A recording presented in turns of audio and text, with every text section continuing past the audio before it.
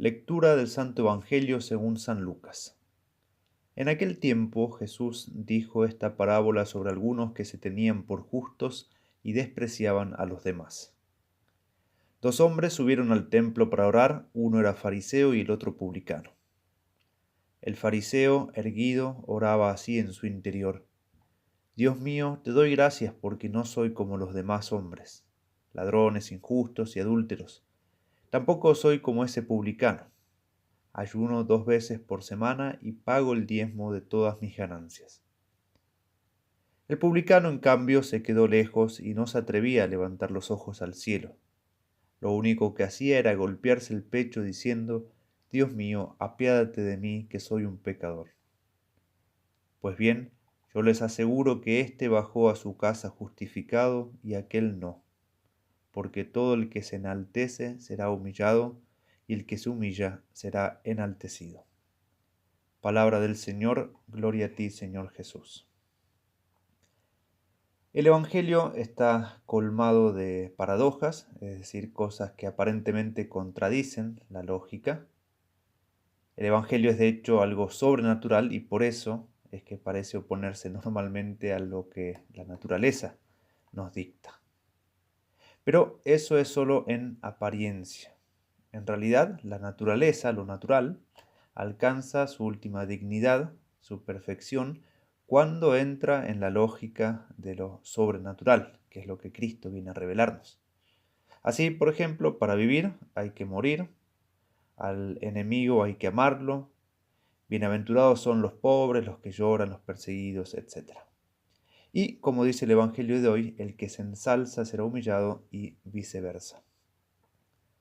Cristo nos predicó con palabras y obras sobre la importancia de la humildad. Se dice que la humildad es la base negativa de la vida espiritual, la caridad es la base positiva, es decir, lo que le da estructura y fuerza a todo el edificio sobrenatural, pero la humildad pone los cimientos, y mientras más profundo estos cimientos, más alto puede construir el arquitecto, o sea, Dios.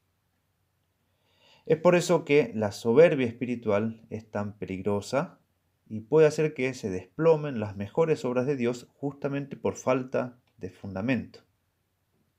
La soberbia religiosa es lo que Cristo combatió personalmente en su vida terrena, luchando contra el fariseísmo, el cual lo terminó entregando para la muerte en cruz. Por su parte, la humildad es tan importante como difícil de adquirir. Lo más seguro es que luchemos toda nuestra vida por ser humildes o por mejorar nuestra humildad, porque siendo tan importante, el diablo intenta también falsificar esta virtud por medio de sutilezas que a veces se nos escapan y nos engañan. Existe de hecho lo que se nombra como falsa humildad.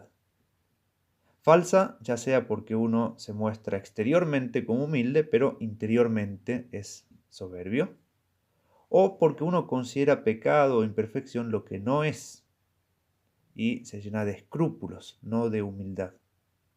La humildad auténtica no puede estar nunca reñida con el realismo. Y por eso, si uno se considera pecador delante de Dios, tiene que ser realista y ver, por así decirlo, en qué sentido es pecador, lo cual a veces es muy sutil y el diablo sabe aprovechar esas zonas oscuras del alma, porque, por ejemplo, en la parábola que escuchamos hoy, quizás era verdad que el fariseo había llevado una vida mejor que la del publicano.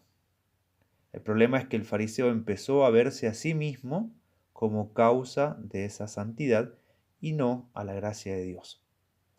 Muchos santos, la mayoría diría yo, no cometieron nunca un pecado mortal y por lo que parece algunos ni siquiera un solo pecado venial consentido. Y estos santos, sin embargo, se consideraban grandes pecadores y algunos atravesaban crisis enormes con el miedo de la condenación, con la conciencia de su malicia y pecaminosidad. Y uno puede preguntarse si eso era falsa humildad o si padecían de escrúpulos viendo pecado donde no lo había. Y evidentemente la respuesta en el caso de los santos es negativa. Ellos percibieron por una gracia singular y tuvieron la conciencia viva de haber sido preservados del pecado, como una gracia a la cual ellos fueron fieles, ¿sí? Pero en definitiva una gracia. Y por eso no decían como el fariseo, te agradezco, Señor, porque no soy como los demás, sino que ni pensaban en sus buenas obras, conscientes de que la misericordia divina los había guardado de caer en pecado, para poder obrar ella, la misericordia de Dios, grandes cosas en ellos y no porque ellos eran grandes. Al contrario, cuando Dios, por ejemplo, ve la humildad de su esclava María, la hace su madre, y cuando Dios ve nuestra humildad, nos hace grandes, nos enaltece. Y esa grandeza no se convierte en orgullo y soberbia si es que nos conservamos pequeños y humildes, lo cual se alcanza normalmente a través de las humillaciones bien asumidas y santamente procesadas. Por eso los santos pedían la humillación como un don que protege todos los dones que Dios quiere conceder a nosotros y a través de nosotros.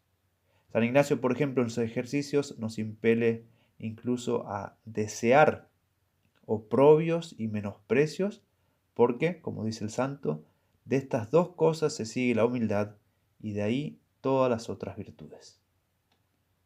Pidamos la gracia de no arruinar la obra de Dios mirando demasiado a nuestra pobre fidelidad, asumiendo para eso con generosidad todas las cruces que mortifiquen nuestro orgullo, para dejar que Dios se encargue de ensalzarnos cuando y como Él quiera, sin que eso influya en nuestro deseo de configurarnos con Cristo y alcanzar la santidad.